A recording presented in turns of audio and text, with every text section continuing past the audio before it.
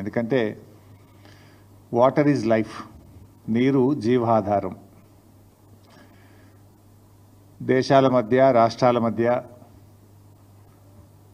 పోరాటాలు, యుద్ధాలు జరుగుతాయంటే నీళ్ళ కోసం జరిగిన సందర్భాలు ఎన్నో ఉంటాయి.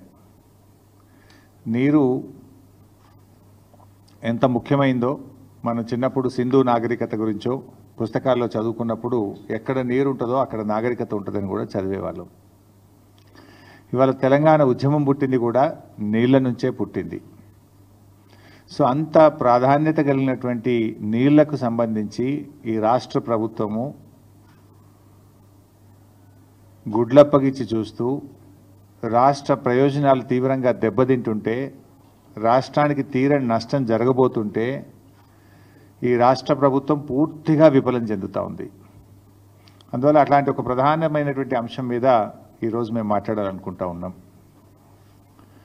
ఇలా కాంగ్రెస్ ప్రభుత్వం అధికారంలోకి వచ్చిన తర్వాత రాష్ట్ర సాగునీటి ప్రయోజనాలు కాపాడడంలో పూర్తిగా విఫలం చెందింది రేవంత్ రెడ్డి ప్రభుత్వం.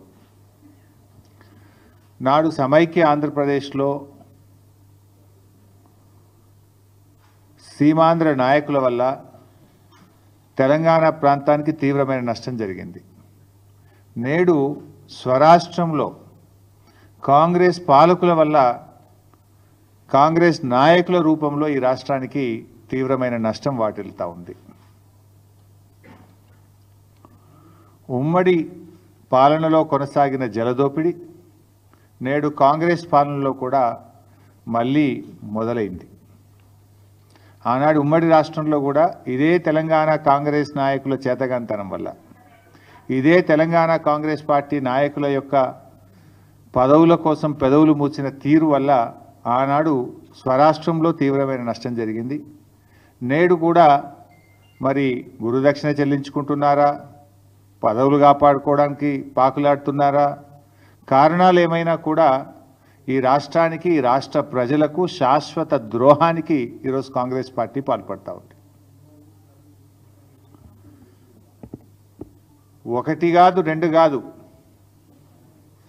శాశ్వతంగా 200 టీఎంసీల గోదావరి జలాలను తరలించుకుపోయేటువంటి కుట్ర జరుగుతూ ఉంది.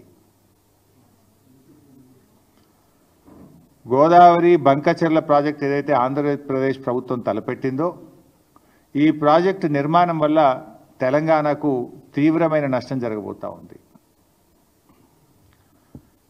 పైకి ఏం మాట్లాడుతున్నారు, ఏముంది ఏదో సముద్రంలో కలిసే నీళ్లు తీసుకుపోతే తప్పేంది అని మాట్లాడుతూ ఉన్నారు. మరి గోదావరిలో అన్ని నీళ్లు ఉన్నదే నిజమైతే, సముద్రంలో కలిసే నీళ్ళు అయితే మరి తెలంగాణ రాష్ట్ర ప్రభుత్వము గోదావరి మీద ప్రాజెక్టులు చేపడితే ఎందుకు మోకాలడ్డం పెట్టినరు? తెలంగాణ ప్రభుత్వం చేపట్టిన ప్రాజెక్టులను రద్దు చేయాలని, అనుమతులు ఇవ్వొద్దని ఆ రోజు కేంద్ర ప్రభుత్వానికి లేఖల మీద లేఖలు ఎందుకు రాసినరు? ఇదే చంద్రబాబు నాయుడు గారి ప్రభుత్వము ఆ రోజు కాళేశ్వరం ప్రాజెక్టుకు మనకు అన్ని అనుమతులు వచ్చినాయి. ఒకటి, అన్ని ప్రాజెక్టుకు రావాల్సిన సిడబ్ల్యూసి నుంచి 9 డైరెక్టరేట్ల నుంచి తెచ్చాం, ఎన్విరాన్మెంట్ క్లియరెన్స్ తెచ్చాం, లాస్ట్కు టీఏసీ ద ఫైనల్ క్లియరెన్స్ కూడా ఆ రోజు మేము తెచ్చుకున్నాం. ఇదే తెలుగుదేశం ప్రభుత్వం ఆనాడు 2018లో అధికారంలో ఉన్నప్పుడు